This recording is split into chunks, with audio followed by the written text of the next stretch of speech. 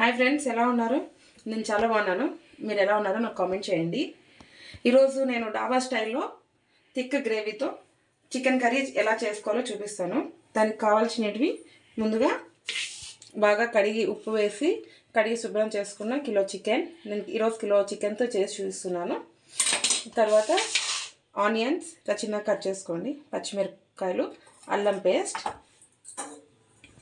దాల్చిన చెక్క, యాలక్కాయలు, లవంగం మొగ్గలు, ఒక టీ స్పూన్ జీలకర్ర పెట్టుకొని 2 to 3 టేబుల్ స్పూన్ ఆయిల్ వేసుకొని తర్వాత ఇందులోకి 2 ఇంచు దాల్చిన చెక్క, 3 యాలక్కాయలు, 2 లవంగాలు, యాలక్కాయలు వేసుకొని తర్వాత 1 టేబుల్ స్పూన్ జీలకర్ర వేసుకోవాలి. ఇవి బాగా ఫ్రై అయిన తర్వాత ఇందులోకి సన్నగా కట్ చేసుకున్న ఆనియన్స్ ఎంత బాగా వేగితే అంత కర్రీ టేస్ట్ వస్తుందండి. అందుకే ఆనియన్స్ ఇలా చిన్నగా కట్ చేసుకొని బాగా ఎర్రగా వేసుకోండి. ఈ ఆనియన్స్ వేగే లోపల కిలో చికెన్కి 2 టమోటాస్ బాగా ఎర్రగా మాగిన 2 టమోటాలు తీసుకొని ఇలా పేస్ట్ చేసుకోవాలి. ఈ పేస్ట్లోకి ఇలా టమోటో పేస్ట్ అంతా ఒక గిన్నెలోకి తీసుకొని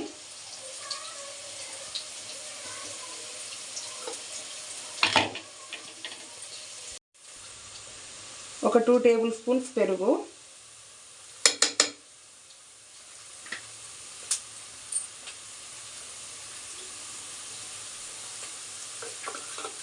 ఇట్లా బాగా మిక్స్ చేసుకోండి ఉంటలు లేకోకుండా. ఇందులోకి 1 టేబుల్ స్పూన్ కారం అండి.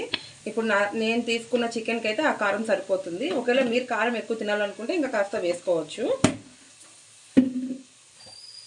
తర్వాత 1/2 టీ స్పూన్ పసుపు,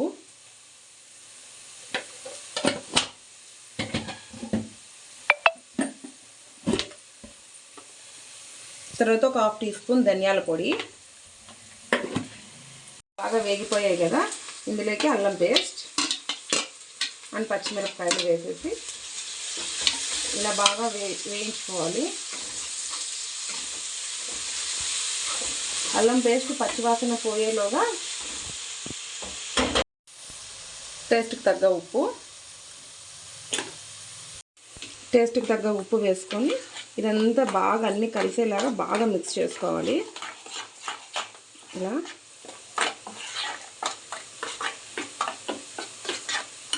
ఇందులోకి అల్లం పేస్ట్ వేగిపోయింది కదా, మనం కడిగి శుభ్రం చేసుకున్న చికెన్ ఇందులోకి వేసేసుకోవాలి.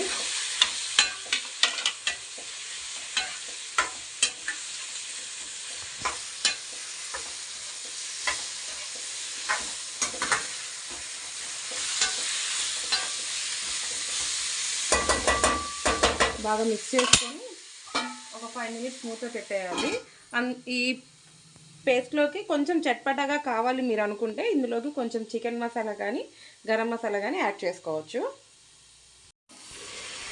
ఇప్పుడు మూత తీసి చూసారా, వాటర్ మొత్తం బాగా బయటకు వచ్చేసింది కదా. ఇప్పుడు ఇలా ఉడుకుతున్న చికెన్లోకి మనం మిక్స్ చేసి పెట్టుకున్న ఈ టమోటో ప్యూరీ అంతా మొత్తం వేసేసుకోవాలి.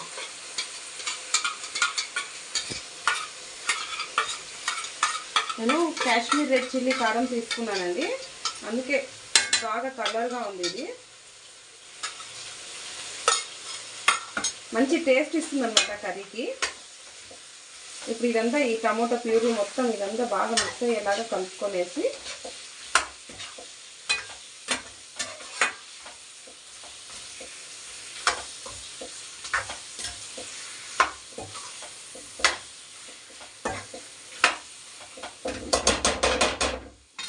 మూత పెట్టి ఒక 5 మినిట్స్ ఉడికించాలి. ఇలా ఉడికితే మసాలా మొత్తం చికెన్ పీస్ బాగా పట్టుతుందండి. ఇప్పుడు మూత తీసి ఆయిల్ అంతా ఇలా బయటకు వచ్చేసిందో ఇప్పుడు మనము మన గ్రేవీకి తగ్గట్టుగా కొద్దిగా వాటర్ తీసుకోవాలి.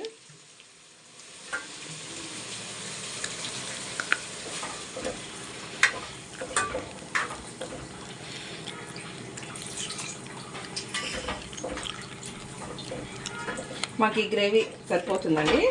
మీకు ఇంకా కావాలనుకుంటే మీ చికెన్ క్వాంటిటీని బట్టి మీరు వాటర్ కూడా తీసుకోవచ్చు ఇంకా ఎక్స్ట్రా. ఇది బాగా కలుపుకొని మూత పెట్టి ఒక 10 to 15 minutes లో టు మీడియం ఫ్లేమ్లో పెట్టి ఉడికించుకోండి బాగా. గ్రేవీ ఇలా చిక్కగా ఉంది కదండి, ఇలా ఉన్నప్పుడు ఆఫ్ చేసుకోండి. ఇంతకీ మీరు చిక్కగా కావాలి అనుకుంటే ఇంకా కాసేపు మూత తీసేసి ఉడికించుకోండి. లాస్ట్లో ఫైనల్గా కొద్దిగా కొత్తిమీర వేసుకొని ఆఫ్ చేసుకోండి. నా ఛానల్ని ఫస్ట్ టైం చూస్తున్న వాళ్ళు ప్లీజ్ సబ్స్క్రైబ్ చేసుకోండి. నా వీడియో చూసినందుకు చాలా చాలా చాలా thanks. Thank you so much.